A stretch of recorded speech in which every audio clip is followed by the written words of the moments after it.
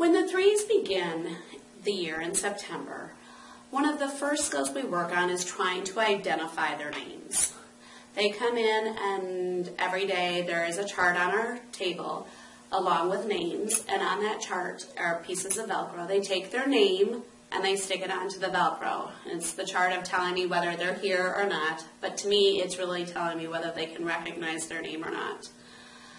As the year progresses, we work more and more on trying to make sure that they realize that all those lines and curves and slants can work together and be built into letters. And those letters make up words. The first words that we focus on are all of their names. They learn that S starts Sammy and Sam and Stephanie. And when we're lining up, I can say, who begins with S? And those children will begin with us, or that begin with S will line up. Say who begins with M, and Matt would line up. Who begins with K, and Kelly would line up. They're understanding that their name begins with a letter. In the beginning of the year, when we do circle time with my threes, we state what the name of the month is. We look at the word above our calendar and we read it together and we say, it's September. Now that we're in May, and actually starting back in March, I started writing the letters on our whiteboard and spelling them out so we could spell the month. I would write down M. We'd all say M together. A-R-C-H. After we wrote the word, we'd then go back to the first letter and we'd go, or I would say, who has an M in their name? And at this point, they didn't just think about their first letter. They're now thinking about all the different letters in their names. They also can recognize, if I point to the M and say, who has an M in their name? Matt would say, I do, and Sam would say, I do as well. Even though what I'm showing him is a capital M, they still are making the association by listening to the name of the letter. With fours, we start our day the same way. We have a chart on the table along with their first names.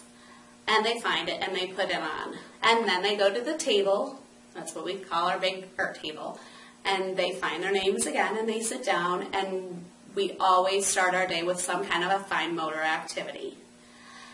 When we do a letter, on days that we do letters, there's worksheets that are divided into 3 sections. On the top, they're tracing capital and lowercase letters. In the middle is a set of 4 pictures. 3 of them begin with the sound of the letter and 1 does not. On the bottom are capital letters, lowercase letters, of that particular letter that we're talking about, as well as different letters. When they come in, they know to sit down and write their name. They trace the capital letters and the lowercase letters. Then they go down to the bottom section and they circle those letters. I go around the table making sure that everybody has done it correctly. As we're talking, or as they're working, we also discuss the sound. When everybody is done tracing and circling, we go to that middle section and we discuss the sounds that each of those pictures begin with. As the year progresses, we talk about the fact that if it did begin with P, it would be a pail and not a whale. That also ties into rhyming, which they enjoy. When threes come in the beginning of the year, it's very obvious to me if they've been read to throughout their life by the fact that they can pick up a book, have it going the right direction, and are able to turn the pages. To build on their understanding of print concepts, we read books daily. When we read the books, I always hold them up and we talk about the title of the story. And with the fours, I move a little bit further and we talk about who the title, or what the title is, who the author is, and who the illustrator is. We point to all those things on the front cover of the book. They understand that the front is where we begin They start at the front when they're looking at books. With the 4s, I use both regular size books and the big books. When we use the big books, I point to the title with my pointer, and we read the words, or I read the words to the children.